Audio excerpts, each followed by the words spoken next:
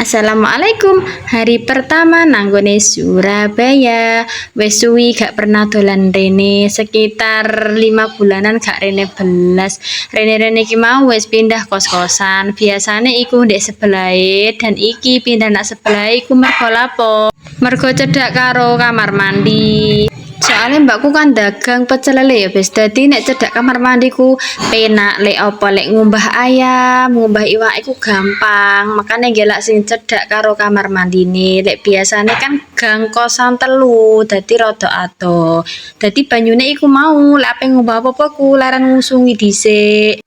Lek cedhak kan gak usah ngusungi langsung nanggone jedinge wae. Lek iki mlaku-mlaku atene moro nanggone warung. Niki jalan kaki ae ben tambah sehat. Dan jelala iki mau wis sampe nanggone warung pecel lele Cak Birin. Nah, iki lho tempate nang kene. Nah, iki mau mati bagian nyuambel soale lagi buka.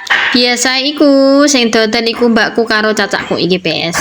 Lah iki mumpung mae nanggone Surabaya, dadi mbakku yo rada nyuwantai mae sing bagian tampil nanggone warungi. Cek aku tak ruwe wang dhisik bes rewangku ya isane mung apa ya mung iso ngoceki timun ngethukno iku mau wong gak iso lapo-lapo gak taune nyekel nanggone warung. Dadi mumpung nak kene iki mau masih karo belajar. Iki lagi nglayani wong ana mangan ndek kono. Dadi iki mau wis disiapno makti aku kingko bagian ngethukno nanggone sing pesen iku mau.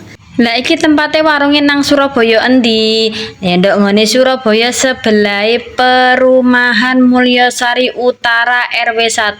Dadi berdekatan karo perumahan iki mau ya, Bes.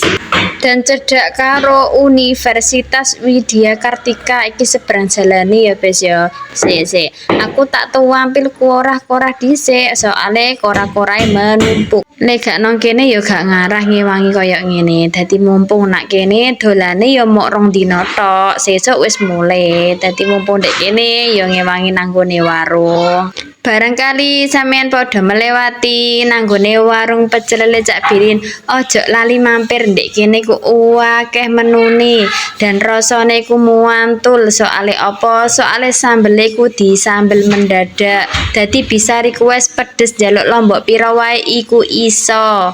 Jar hargane pun iku standar ya bes, oh gak kok mahal ngono.